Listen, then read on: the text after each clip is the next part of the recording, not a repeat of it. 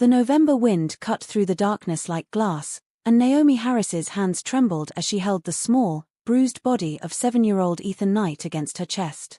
His lips were nearly blue, his designer pajamas soaked through with cold rain, and purple marks bloomed across his pale arms like terrible flowers. She had found him collapsed near the old garden gate at the edge of the property, barely conscious, whimpering in pain.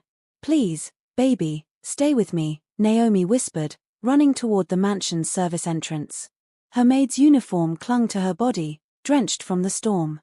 She had only come back because she forgot her phone after her shift ended. If she had left 5 minutes earlier, this child would be dead in the cold. The main door burst open before she reached it. Harrison Knight stood in the entrance, his 6-foot frame backlit by the chandelier's bright light.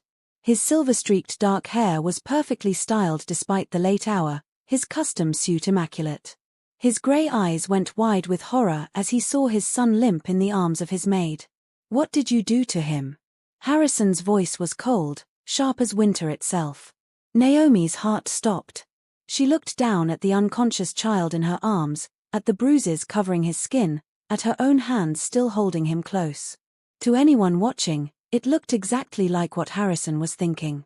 The black maid. The white billionaire's injured son.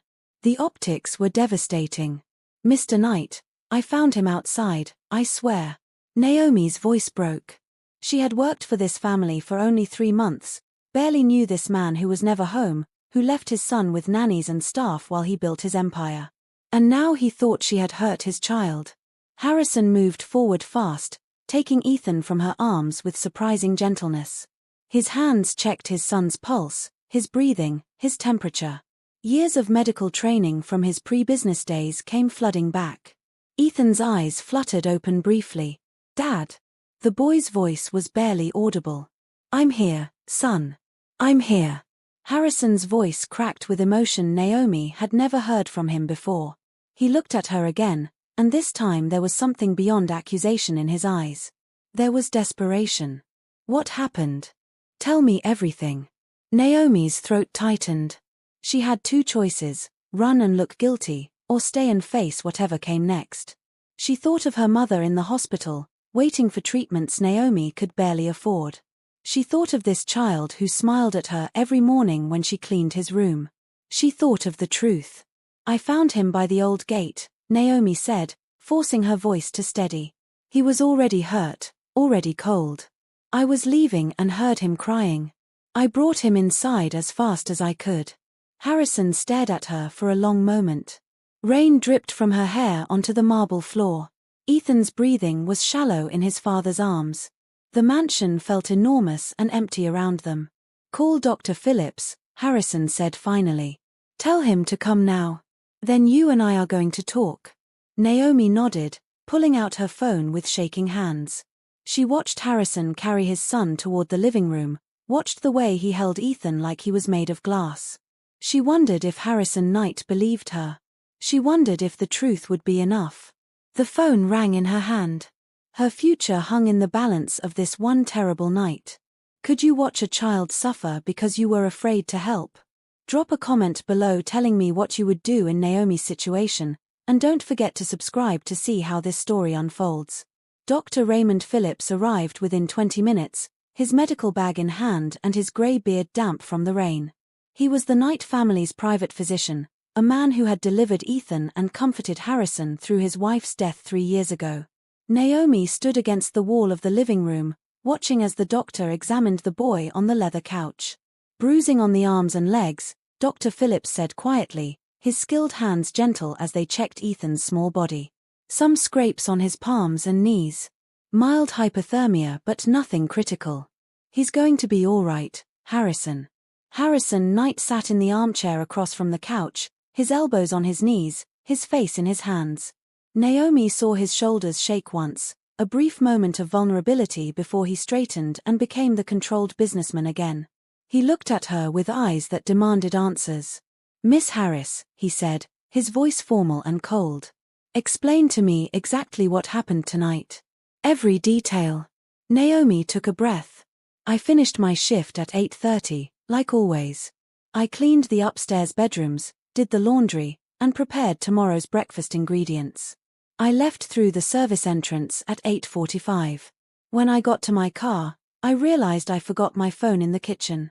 I came back inside to get it. What time was that? Harrison asked. Around 9. Maybe 9:05. Naomi's hands twisted together. I grabbed my phone and was heading back out when I heard something. A crying sound, very faint. I thought maybe it was an animal at first, but then I realized it sounded like a child. Dr. Phillips finished his examination and began wrapping a warm blanket around Ethan. The boy's color was returning slowly, his breathing more regular. He was asleep now, exhausted from his ordeal. I followed the sound to the east side of the property, Naomi continued. Near that old garden gate that's all overgrown with vines. That's where I found Ethan. He was on the ground, soaking wet, shivering. He could barely talk. I picked him up and ran back to the house as fast as I could. Harrison studied her face. You didn't see anyone else? No one running away? No one, Mr. Knight. Just Ethan. And you have no idea how he got outside or why he was hurt? Naomi shook her head. He was unconscious when I found him. I don't know what happened before that. Dr. Phillips cleared his throat. Harrison, I need to be clear here. These injuries are consistent with a fall. The bruising pattern, the scrapes. This child climbed something and fell. This wasn't. He paused meaningfully. This wasn't caused by another person. The tension in the room shifted slightly. Harrison looked at his son's sleeping face, then back at Naomi. Some of the ice in his eyes had melted, replaced by confusion and concern. Why would Ethan sneak outside in the middle of a storm? Harrison asked, more to himself than anyone else. Why would he go to that old gate? Naomi hesitated. She had only worked here for 3 months, but she had learned things about this family. She had heard Ethan talk about his mother, about the garden she used to tend, about how much he missed her.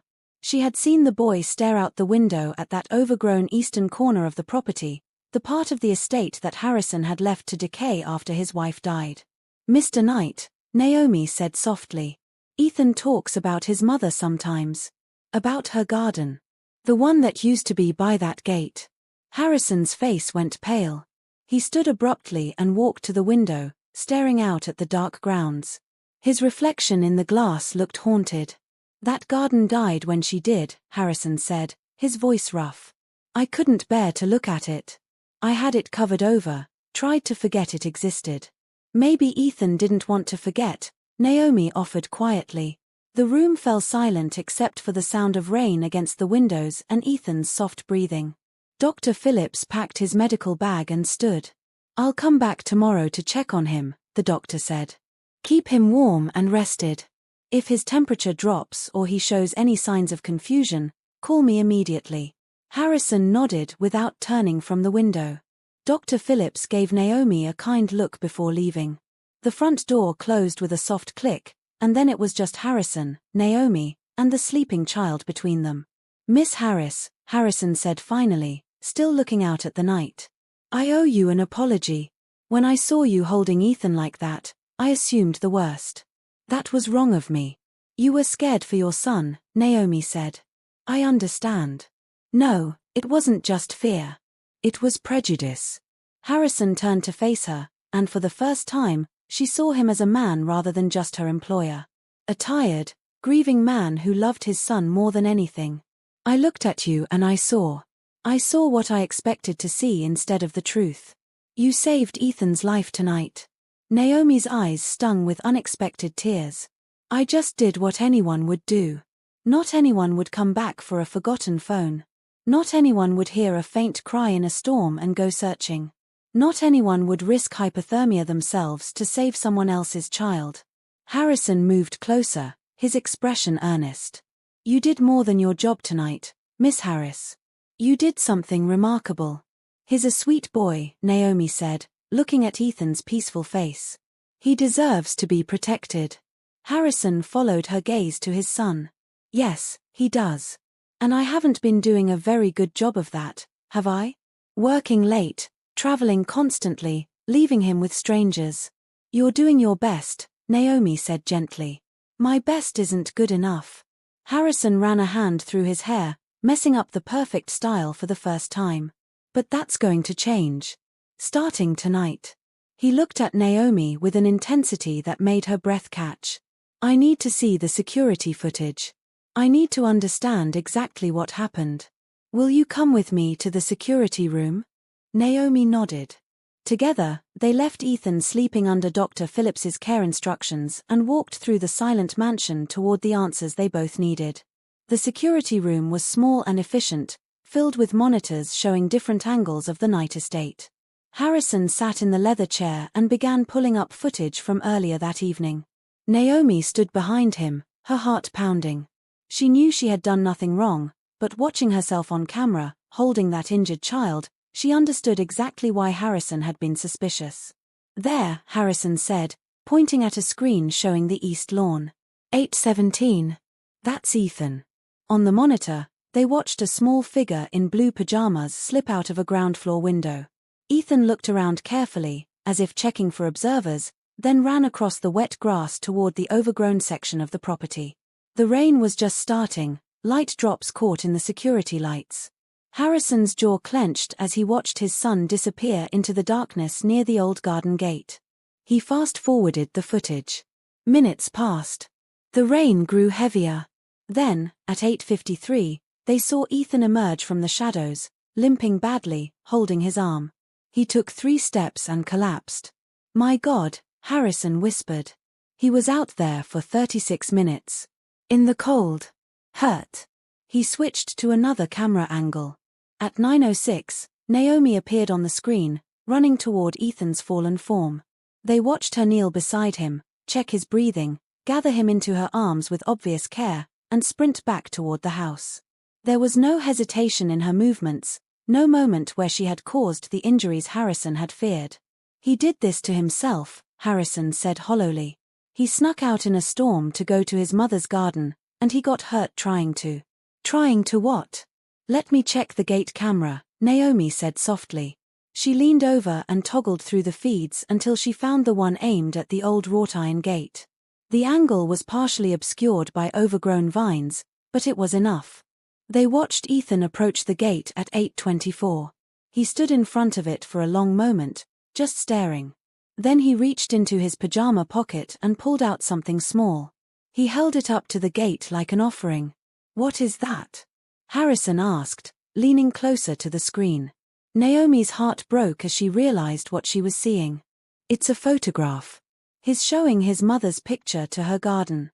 Harrison made a sound like he'd been struck. On the screen, young Ethan carefully placed the photograph in a gap in the gate's metalwork, protecting it from the rain. Then he began to climb. The gate was old and rusty, and halfway up, a section gave way.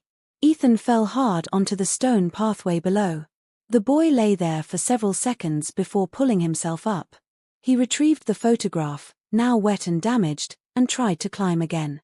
This time he made it higher before losing his grip and falling again, harder. This fall left him unable to get up quickly. He crawled to the base of the gate, curled around the photograph, and stayed there as the rain poured down and the cold seeped into his small body. Harrison stopped the footage. His hands were shaking. He was trying to get into the garden. The garden I destroyed after Rebecca died. The garden I pretended never existed. You were grieving, Naomi said gently. I was selfish. Harrison's voice was thick with emotion. Rebecca loved that garden. She spent every morning there, teaching Ethan about flowers and growth and life. When she died, I couldn't stand to see it. I had the groundskeeper tear out the flowers, cover the paths, let the vines take over everything. I thought I was protecting myself from the pain. Instead, I took away the last piece of his mother that Ethan had left. He turned to look at Naomi, and she saw tears in his eyes for the first time. He climbed that gate because I made her memory inaccessible to him. He got hurt because I was too much of a coward to deal with my own grief. And you, Miss Harris, you saved him from my mistakes. Mr. Knight. Call me Harrison. Please. He stood and faced her fully. Naomi. I want to make this right. Not just with Ethan, but with you. You saved my son's life, and I accused you of hurting him. That's not something an apology can fix, but I need to try. Naomi looked at this powerful man, this billionaire who could buy anything except time, except second chances, except his wife back from death. She saw past the expensive suit to the father who had failed his son and knew it. You don't owe me anything, she said. I'm just glad Ethan is safe. That's where you're wrong. Harrison's grey eyes were intense, sincere. I owe you everything. And I always pay my debts. What can I do? Name it. Anything. Naomi thought of her mother in the hospital, of the medical bills stacking up faster than she could pay them, of the 3 jobs she worked just to keep her mother alive and comfortable. She thought of how proud she was, how she had always refused charity, how she believed in earning everything she got. But then she thought of Ethan's small body in her arms, cold and hurt and alone. She thought of how easily she could have left 5 minutes earlier. She thought of second chances and the strange turns life takes. My mother is sick, Naomi said quietly. She has a tumor that needs surgery. The hospital bills are more than I can manage, even with working 3 jobs. If you truly want to help, Mr. Knight. Harrison. I would accept help with those medical expenses. Not as payment, but as kindness. One parent helping another parent's child. Harrison's expression softened with understanding. Consider it done. Give me the hospital information and the account numbers. I'll take care of everything. And Naomi, thank you for accepting. It means more than you know. Naomi felt something shift in her chest. All her life, she had been taught to be independent, to never rely on anyone, to refuse help even when drowning. But standing here in this moment, she understood that sometimes accepting help wasn't weakness. Sometimes it was wisdom. Thank you, she said, and meant it completely. Morning light filtered through the living room windows where Ethan still slept on the couch. Harrison had stayed awake all night, watching his son breathe, making sure the color stayed in his cheeks. Naomi had brought him coffee twice and fresh blankets for Ethan. They hadn't spoken much, but a comfortable silence had grown between them. When Ethan finally woke around 7, his blue eyes were clear and aware.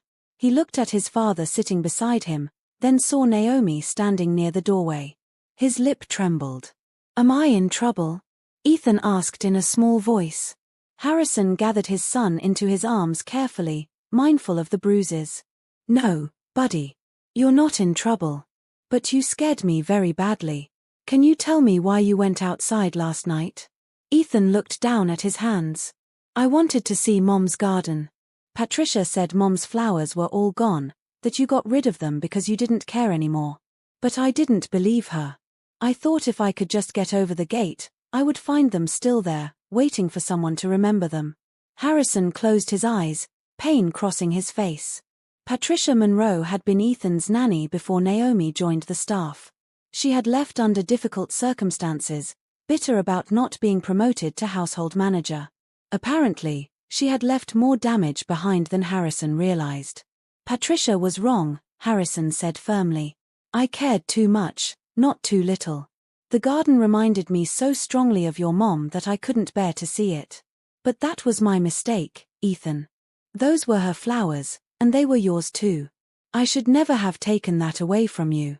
So the flowers really are gone? Ethan's voice broke. The old ones are. But gardens can be replanted. Flowers can grow again. Harrison looked at Naomi, then back at his son. What if we restored the garden together? Made it beautiful again, the way your mom would have wanted? Ethan's eyes went wide. Really? You would do that? Yes. And I'm going to do something else too. I'm going to work from home more. Be here for dinner. Actually be your dad instead of just the man who pays for things. Harrison's voice was rough with emotion. Can you forgive me for not being there enough? Ethan threw his arms around his father's neck, careful of his sore muscles. I love you, Dad. I love you too, son. So much. Naomi turned to leave quietly, giving them privacy for this moment, but Harrison called her name. Wait. Please. This concerns you too. She turned back, curious. Harrison kept one arm around Ethan as he spoke. Naomi saved your life last night, Ethan. If she hadn't come back for her phone, if she hadn't heard you crying, You could have died out there in the cold. Ethan looked at Naomi with wide eyes. You saved me. I just helped, Naomi said softly. Anyone would have done the same. But you were the one who did it. Ethan climbed off the couch, wincing slightly, and walked to her. Thank you, Miss Naomi. Thank you for finding me. Naomi knelt down to his level. You're very welcome, sweetheart. I'm so glad you're okay. Ethan hugged her, and Naomi felt her heart expand in her chest. This child, who had been just a face she saw in passing, suddenly felt precious to her. She hugged him back gently. Harrison stood and came over to them. Naomi, I have a proposition for you. The hospital bills are already handled. I made the calls this morning while you were in the kitchen. Your mother's surgery is scheduled for next week, and all expenses are covered, including her recovery care. Naomi's eyes filled with tears. Harrison, that's too much. It's not nearly enough. Which brings me to the second part. Harrison looked uncomfortable, as if he wasn't used to asking for things. Ethan needs a nanny. A real one, someone who cares about him as a person, not just as a job. Someone like you. Would you consider becoming his full-time caregiver? The salary would be significant, and you would live here in the house. Your mother could move into the guest cottage once she's recovered, if you'd like. She could have round-the-clock care here. Naomi stared at him. You want me to stop being a maid and become Ethan's nanny? I want you to be part of this family's life in a real way, Harrison said simply. You already are, after last night. I'm just making it official. She looked down at Ethan, who was watching her with hopeful eyes. She thought about her 3 jobs, her exhaustion, her fear of losing her mother. She thought about how Harrison had paid for the surgery without hesitation, how he was offering her mother a home, how he was giving her a chance at a better life. Some people would call it charity. Naomi called it grace. Yes, she said, her voice strong and clear. I accept. Thank you. Both of you. Ethan cheered and hugged her again. Harrison smiled, a real smile that transformed his serious face into something warm and genuine. Welcome to the family, Naomi Harris. Officially. As she stood there with Ethan's arms around her waist and Harrison's grateful eyes on her face, Naomi felt the weight of 3 years of struggle lift from her shoulders. She hadn't been looking for a miracle. But somehow, on a cold November night, she had found one. What would you do if someone offered to change your entire life in a single moment? Would you accept, or would pride hold you back? Comment below and subscribe to see how Naomi's new beginning transforms everyone around her. The next 3 weeks passed in a blur of change. Naomi moved her few belongings into one of the mansion's spacious second-floor bedrooms, a room with large windows overlooking the east grounds where the garden project was beginning. Her mother's surgery went perfectly, and Mrs. Catherine Harris was now recovering in the guest cottage with a private nurse Harrison had hired. Naomi's new role as Ethan's nanny was different from anything she had done before. She woke him each morning, made him breakfast, drove him to his private school, helped with homework, played games, read stories, and tucked him into bed. She learned his favorite foods, his fear of thunderstorms, his love of building blocks, his endless questions about how things worked. But more than the practical care, Naomi gave Ethan something he had been missing: genuine attention. She listened when he talked about his day. She laughed at his jokes. She sat with him when he was sad and let him cry about missing his mother. She didn't try to replace Rebecca Knight, but she honored her memory by loving the child Rebecca had left behind. Harrison noticed the change in his son immediately. Ethan smiled more, talked more, seemed lighter somehow. The boy who had been climbing gates in storms now ran through the halls with actual joy. And Harrison himself began to change too. He started coming home by 6 instead of 9. He joined them for dinner every night, listening to Ethan's stories about school and asking Naomi about her mother's recovery. He worked from his home office 2 days a week so he could have lunch with Ethan. He even took Saturdays completely off, something his assistant claimed had never happened in the 10 years she had worked for him. One Saturday afternoon, Harrison found Naomi and Ethan in the library. Ethan was reading aloud from a book about knights and dragons, occasionally stumbling over bigger words. Naomi helped him patiently, never making him feel bad about mistakes.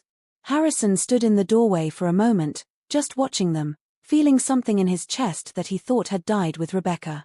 "Room for one more?" he asked. Ethan looked up and grinned. "Dad, Naomi is teaching me about metaphors. Did you know stories have secret meanings?" "I did know that," Harrison said, settling into the armchair across from them. "Your mother loved metaphors. She said they were like treasure hunts in sentences." Ethan's face lit up. "Really? Tell me more about Mom." Harrison usually changed the subject when Rebecca came up. The grief was still too raw, too immediate. But looking at his son's eager face and Naomi's encouraging eyes, he found himself talking. He told Ethan about how Rebecca had loved rainy days because they made her garden grow. How she had laughed at terrible jokes. How she had believed that kindness was the most important quality a person could have. "She sounds wonderful," Naomi said softly when Harrison paused. "She was." Harrison's voice was thick but steady. "She would have liked you, Naomi. She always said the measure of a person wasn't what they had but what they did with what they had. You've done remarkable things." Naomi felt heat rise in her cheeks. "I just try to help where I can. That's what makes you remarkable." Their eyes met across the library, and something passed between them. Understanding, perhaps. Or recognition. The acknowledgement that two broken people had somehow begun healing in each other's presence. Ethan, oblivious to the adult tension, kept reading his dragon story. But Harrison and Naomi were suddenly very aware of each other in a new way. It wasn't romantic, not yet. But it was the beginning of something deeper than employer and employee. Something that felt like friendship, or the promise of more. That evening, after Ethan was asleep, Harrison found Naomi in the kitchen making tea. The mansion was quiet, peaceful in a way it hadn't been in years. "Naomi," Harrison said, leaning against the counter. "I want to ask you something, and I need you to be honest with me." "Of course," she said, turning to face him. "Are you happy here? Is this what you want? Because if it's not, if you're just staying because you feel obligated, I need to know. I don't want you to feel trapped." Naomi considered the question carefully. 3 weeks ago, I was working myself to death trying to save my mother. I was exhausted, scared, and alone. Now my mother is getting better, I have meaningful work that I love, and I feel like I'm part of something good. So yes, Harrison. I'm happy here. Happier than I've been in a very long time. Harrison's shoulders relaxed. Good. Because Ethan loves you. And he paused, searching for words. I value what you've brought to this house. It feels like a home again instead of a museum of grief. That's a beautiful thing to say. It's the truth. Harrison poured himself a glass of water, gathering his thoughts. I've been thinking about the garden project. I want you to be part of the planning. You and Ethan. Rebecca would want the people who love this place to shape it, not some hired landscaper who never knew her. Naomi smiled. I'd like that. Ethan talks about the garden every day. He has so many ideas about what flowers to plant. Then we'll plant them all, Harrison said decisively. Every single flower he wants. We'll make it a garden of memories and new beginnings. They stood together in the kitchen, two people who had found unexpected connection in tragedy. Outside, the November wind still blew cold, but inside the night mansion, something warm and hopeful was growing. Something that felt very much like a family learning to be whole again. December brought cold weather and the start of the garden restoration. Harrison hired a landscaping crew to clear the overgrown vines and repair the old gate, but he insisted that the actual planting would be done by their family. That word, family, had begun to include Naomi naturally, without anyone formally deciding it. On weekends, the three of them would bundle up in coats and gloves and work in the garden together. Ethan would dig small holes with his child-sized shovel while Harrison and Naomi did the heavier work. They planted winter roses and hellebores, early crocuses that would bloom in spring, and a cherry tree in the center that would provide shade in summer. Mom's favorite flower was the iris, Ethan announced one Saturday. Patricia told me that before she left. We need to plant lots of irises. Then irises it is, Harrison agreed. He looked at Naomi, who was sketching a layout plan on a notepad. What do you think? Purple irises along the back fence. Purple and white together, Naomi suggested. It would look like royalty and purity mixed. Balanced. Harrison studied her sketch, impressed. You have an eye for design. My grandmother had a garden when I was little. I used to help her. She taught me that gardens should tell stories. Naomi pointed to different areas on her drawing. See. The irises for Rebecca's memory. The cherry tree for growth and new life. The roses for love that continues even after loss. And here, near the gate, we plant forget-me-nots. Because we don't forget the people we love. We carry them forward. Ethan listened with wide eyes. That's perfect, Miss Naomi. Just Naomi is fine, sweetheart. But you're kind of like my teacher and my friend and my... Ethan struggled to find the word. You're important. Important people need titles. Naomi's throat tightened with emotion. How about this? When we're working or doing lessons, you can call me Miss Naomi. But when we're just hanging out like this, Naomi is fine. Deal? Deal. Ethan held out his small hand seriously, and they shook on it. Harrison watched the exchange with a smile. Over the past month, he had seen his son transform. The quiet, sad boy who climbed gates in storms had become confident and joyful. And Harrison himself had changed too. He laughed more now. Worried less. Found pleasure in simple things like Saturday morning pancakes and evening story time. Much of that change was because of Naomi. She had brought light back into their home, not by trying to replace Rebecca, but by being herself. Kind, patient, thoughtful Naomi, who saw the best in people and brought it out in them.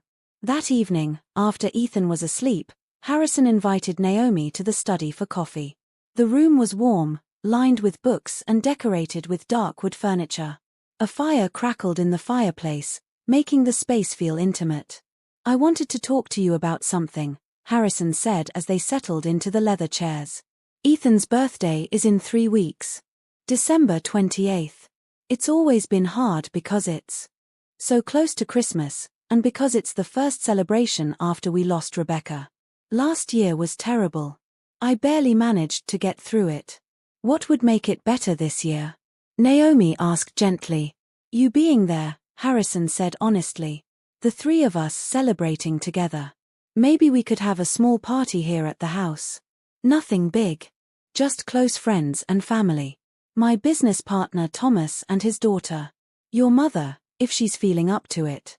And us. That sounds wonderful. There's something else. Harrison set down his coffee cup and looked at her directly. I've been thinking about your future, Naomi. You mentioned once that you dreamed of becoming a nurse. Is that still true? Naomi's breath caught. Yes, but I never had the money for school. That dream got put aside when Mom got sick. What if it didn't have to be put aside anymore? Harrison leaned forward. I want to pay for your nursing education. Full tuition, books, everything. You could start classes in January, do online courses or evening programs so you could still be here for Ethan during the day. In a few years, you would have your degree and your dream career. Harrison, that's too much. You've already done so much for us. I'm not doing it out of obligation. I'm doing it because you deserve it. Because talent and dedication should be rewarded. Because I believe in you, Naomi. His grey eyes were intense, sincere. Let me do this. Please. Naomi felt tears threatening. All her life, she had fought for everything alone. And here was this man, this billionaire who could have simply employed her and left it at that, instead choosing to invest in her dreams. To see her as more than just his son's nanny. Okay, she whispered. Yes. Thank you.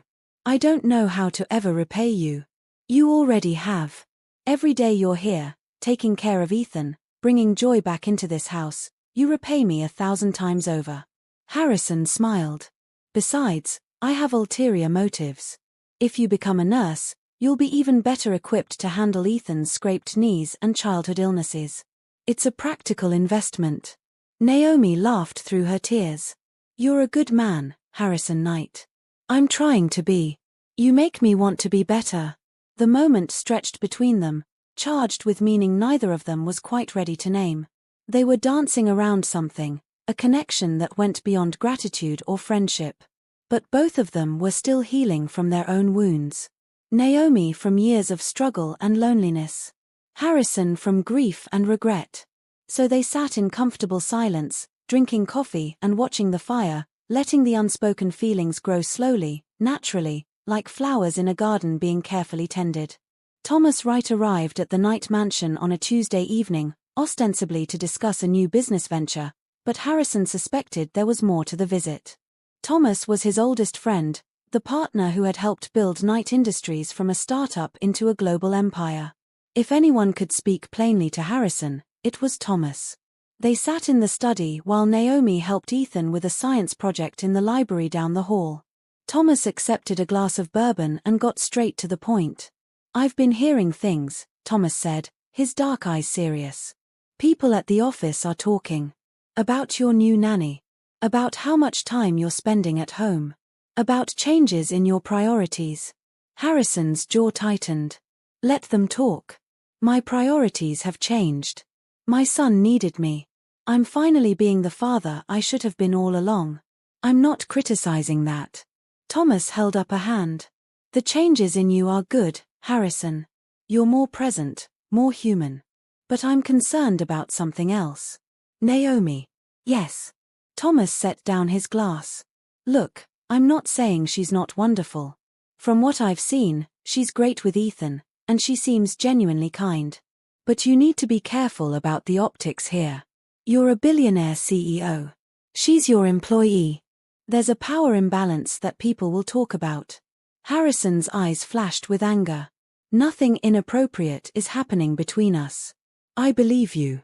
But that won't stop people from assuming things. And Harrison, I need to ask this as your friend, are you sure nothing is happening? Because the way you talk about her, the way you light up when she walks into a room, it's starting to look like something more than a professional relationship." Harrison stood and walked to the window, looking out at the garden where they had all worked together.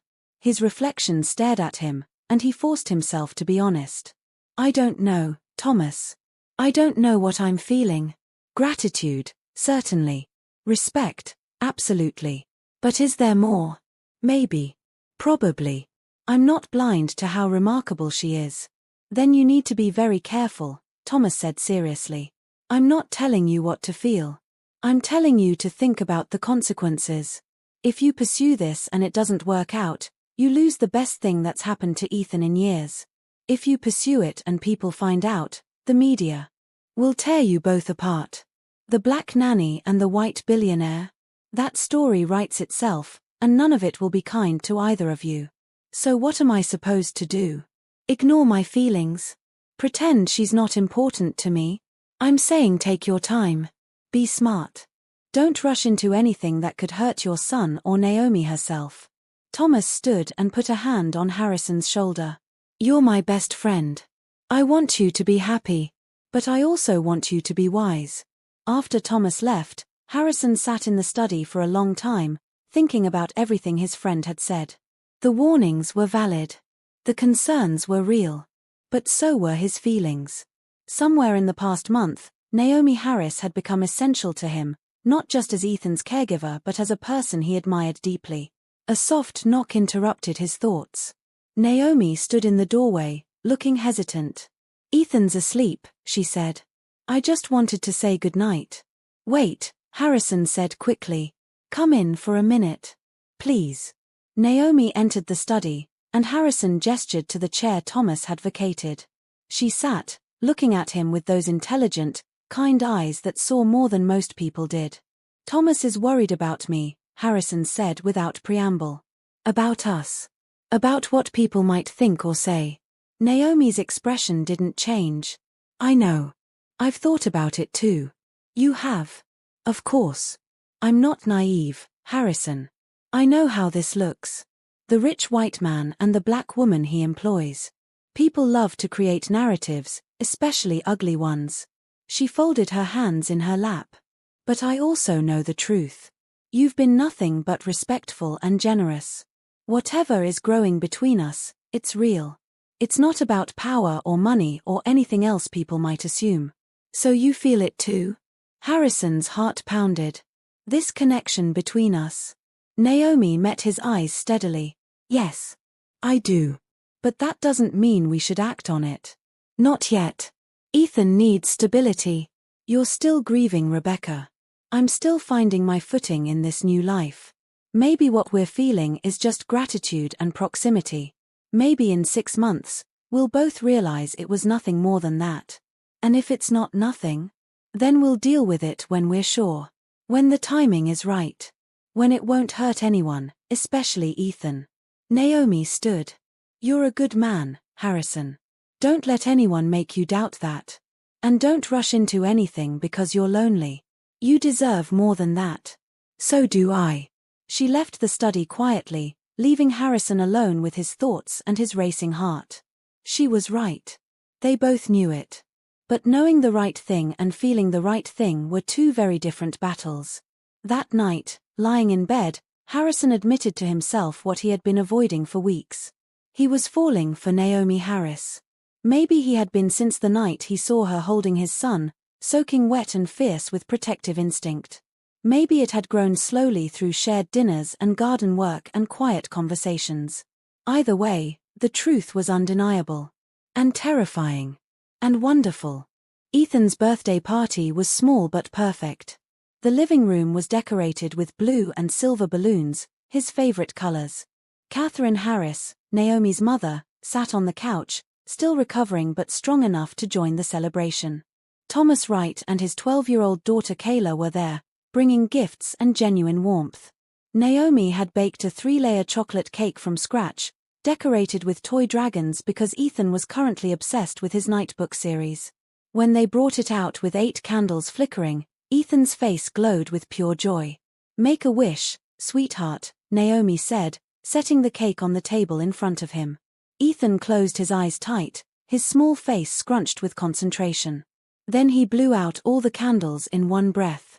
Everyone cheered. What did you wish for? Kayla asked. I can't tell, or it won't come true, Ethan said seriously. But he looked at Naomi with such transparent hope that Harrison's heart clenched in his chest. They ate cake and played games. Thomas told embarrassing stories about Harrison from their college days, making everyone laugh. Catherine shared memories of Naomi as a little girl, stubborn and determined even then. Ethan opened presents, books, building sets, art supplies, and from Harrison, a new bicycle that made the boy literally jump with excitement. As the afternoon wore on, the guests began to leave. Catherine needed to rest, so Naomi walked her mother back to the cottage. Thomas and Kayla said their goodbyes. Suddenly, it was just Harrison and Ethan in the living room, surrounded by the happy debris of the party. Did you have a good birthday? Harrison asked, pulling his son into a hug. The best, Ethan said contentedly. Then, in that way children have of saying profound things without realizing it, he added, I got my wish, actually. Even though I'm not supposed to tell. Oh, what was that? Ethan looked up at his father with serious blue eyes. I wished that Naomi could stay forever. That she could be my new mom. Not to replace mom, because nobody could. But to be a mom for now. Is that bad? Harrison's breath caught. No, buddy. That's not bad. That's very sweet. Do you think Naomi would want to be my mom? Ethan asked hopefully. Harrison thought about how to answer honestly without making promises he couldn't keep. I think Naomi loves you very much. And she's already taking care of you like a mom would. Does it matter what we call it? Kind of, Ethan said. Because families are supposed to be together. Real families. And we feel like a real family now, Dad. You and me and Naomi. Don't you feel it? Yes, Harrison admitted, his voice rough. I do feel it. Then why can't we make it official? Why can't you marry Naomi and make her my real mom? Out of the mouths of children comes terrifying clarity. Harrison looked at his son and realized they had been dancing around the truth for weeks. Ethan had seen what the adults had been too careful to name outright. It's complicated, Ethan. Grown-ups always say that when they're scared, Ethan observed with uncomfortable accuracy. But being scared doesn't mean you shouldn't do something. You taught me that. Remember when I was afraid to ride my bike without training wheels? You said courage is being scared but doing it anyway. Harrison laughed despite himself. When did you get so wise? Naomi reads me books about brave knights, Ethan said seriously. Knights are scared all the time. They fight dragons anyway. At that moment, Naomi returned from the cottage. She stopped in the doorway, sensing the weight of the conversation she had walked into. Everything okay? She asked. Ethan, with the fearless honesty of childhood, turned to her and said, I told Dad I want you to be my new mom. I asked if he could marry you so we could be a real family. Naomi's eyes went wide. Her face showed shock, panic, and something else. Something that looked very much like hope. Harrison stood, his heart pounding. This was not how he had planned to do this. He had imagined taking time, being careful, protecting everyone involved. But Ethan had blown past all those careful plans with a child's straightforward logic. Sometimes courage meant following where your heart led, even when timing wasn't perfect. Ethan, could you give us a minute? Harrison asked gently. Go play with your new building set upstairs. Naomi and I need to talk. Ethan nodded and scampered off, hopeful and excited. The moment he was gone, Naomi sank into a chair. I'm so sorry, she said quickly. I don't know where he got that idea. I never said anything to suggest. Naomi, stop. Harrison moved closer, kneeling in front of her chair so they were eye level. He got the idea because it's true. Because we've all been feeling it and nobody wanted to say it out loud. But maybe we should say it. Maybe we should be honest.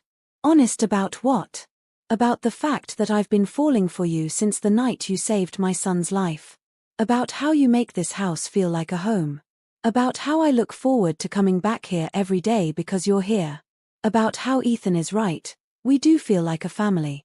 Harrison took her hand. I know it's fast. I know it's complicated. But I can't keep pretending I don't feel this way. Naomi's eyes filled with tears. Harrison, I feel the same way. I have for weeks. But I was so afraid to say anything. Afraid you would think I was after your money. Afraid of ruining what we have. Afraid of hurting Ethan if things didn't work out. What if they do work out? Harrison asked softly. What if we're both brave enough to try? I want to try, Naomi whispered. I want this more than I've wanted anything in a long time. Harrison stood and pulled her up with him.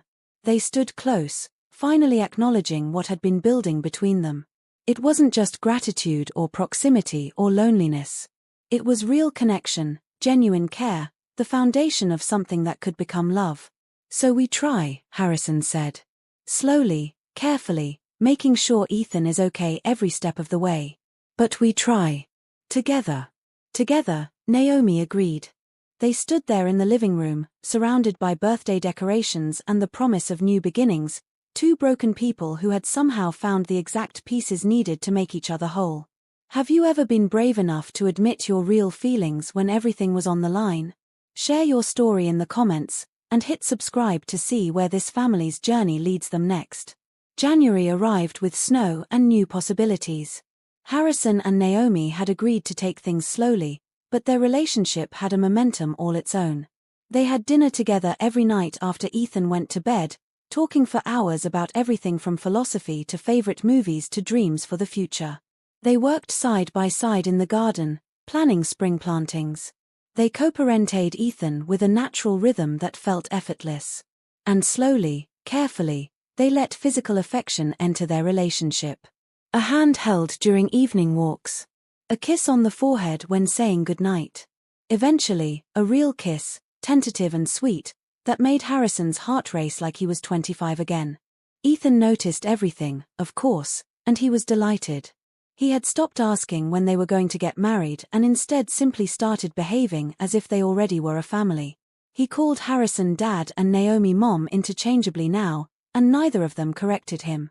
Catherine Harris, watching from her cottage, told Naomi one afternoon that she had never seen her daughter so happy. You're glowing, Catherine said, holding her daughter's hand. That man is good to you. Good for you. He is, Naomi agreed. Mama, I think I'm falling in love with him. You think, or you know? Catherine asked with a knowing smile. I know, Naomi admitted. I'm in love with Harrison Knight. And I'm in love with his son. And I'm terrified. Love is always terrifying. But you're brave, my girl. You always have been.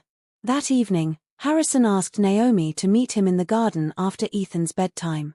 She found him standing by the cherry tree they had planted together, now bare and dormant but waiting for spring. The garden lights cast everything in a soft glow, making the space feel magical despite the winter cold. I've been thinking, Harrison said when she reached him. About us. About the future. About what we're building here. Naomi's heart pounded. And I don't want to wait anymore. Life is too short, Naomi. I lost Rebecca too young. I almost lost Ethan in that storm. I've learned that waiting for the perfect moment is pointless because perfect moments don't exist. We make moments perfect by choosing to be brave. He reached into his coat pocket and pulled out a small box. Naomi's breath caught. I'm not proposing, Harrison said quickly. Not yet. That's a conversation we need to have together, and I want to do it right. But I am making a commitment. I'm asking you to move forward with me, officially. Not as Ethan's nanny who I happen to have feelings for, but as my partner. As the woman I love and want to build a life with. He opened the box to reveal a delicate promise ring, a simple band with small diamonds. This is my promise that I'm serious. That this isn't a phase or a rebound or anything less than real. Will you accept this? Will you let me prove that we can build something lasting? Naomi looked at the ring, then at Harrison's face, earnest and hopeful in the garden light. She thought about all the reasons she should be cautious. The speed of their relationship. The differences in their backgrounds. The potential for everything to fall apart. Then she thought about Ethan's laugh. About Harrison's kindness. About how she felt when she walked into this house each day, like she was coming home. About how love, when it was real, didn't follow timelines or rules. Yes, she said clearly. Yes, I accept. I love you, Harrison. I love Ethan. I want to build this life with you. Harrison slipped the ring onto her finger, and then he kissed her properly, deeply, with all the feeling they had been holding back for months. When they finally pulled apart, both of them were smiling. There's something else I want to offer, Harrison said. Your nursing program starts next week. But I've been thinking about long-term plans. What if, after you finish your degree, we built a clinic here on the property? A place where you could practice, where you could help people the way you've helped us. We could make it a community resource, sliding scale fees, a place for people who need care but can't afford it. Naomi stared at him. You would do that. We would do that. Together. You would run it. I would fund it. We would make a real difference. Harrison's eyes shone with excitement. Rebecca always wanted to use our wealth to help people. She would love this idea. And Ethan could grow up seeing his mother, seeing you, making the world better. What do you think? Naomi felt tears sliding down her cheeks, but they were happy tears. I think you're the most incredible man I've ever met. I think that sounds perfect. I think yes, to all of it. They stood in the garden that night, making plans and dreaming dreams, two people who had found each other in the most unexpected way. The cherry tree stood silent above them, waiting for spring. By the time it bloomed, their family would be even stronger, more rooted, more real. Inside the house, Ethan watched from his bedroom window, seeing the two people he loved most in the world standing close together in the garden. He smiled and went to bed, his birthday wish already coming true. 6 months passed like pages in a beautiful book. Spring came, and with it, the garden burst into life. The irises bloomed purple and white, exactly as Naomi had envisioned. The cherry tree exploded with pink blossoms that Ethan declared looked like fairy clouds. The roses grew thick and fragrant, and the forget-me-nots covered the ground in blue waves. Naomi finished her first semester of nursing school with top grades, balancing her studies with caring for Ethan and building her relationship with Harrison. Catherine Harris had fully recovered and now lived happily in the cottage, tending her own small garden and watching her daughter's life transform. In April, Harrison proposed properly. He did it in the garden, with Ethan present, because they had all agreed that this decision belonged to the three of them. He got down on one knee and asked Naomi to marry him, to be his partner and Ethan's mother and the center of their family. She said yes without hesitation, and Ethan cheered so loudly that Catherine came running from the cottage to see what had happened. They planned a June wedding, small and intimate, held in the restored garden under the cherry tree. Only close friends and family were invited. Catherine walked Naomi down the aisle, both women crying happy tears. Thomas Wright stood as Harrison's best man, and Kayla served as Ethan's partner in carrying the rings.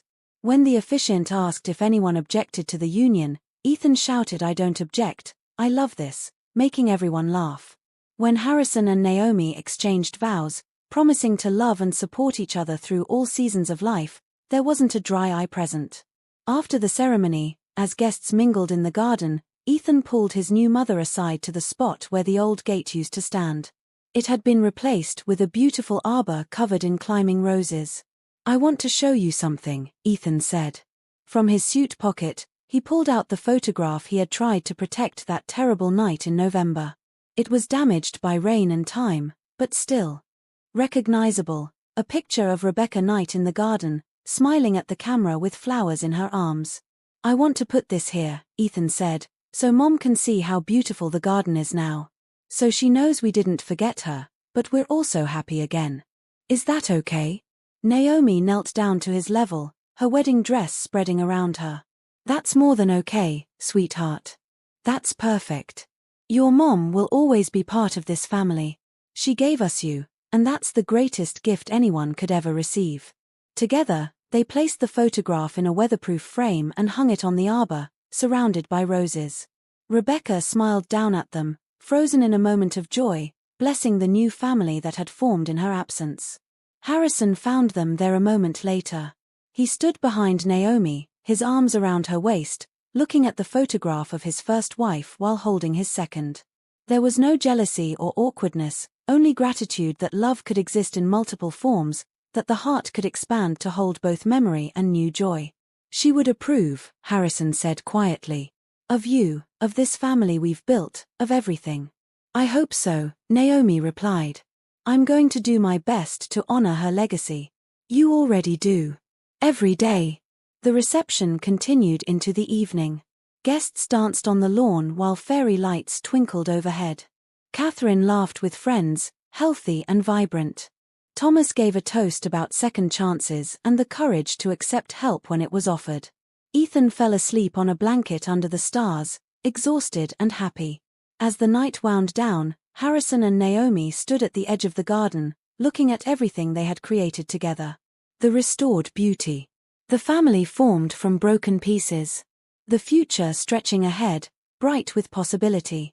"What are you thinking?" Naomi asked, leaning against her husband. "I'm thinking about that night in November," Harrison said.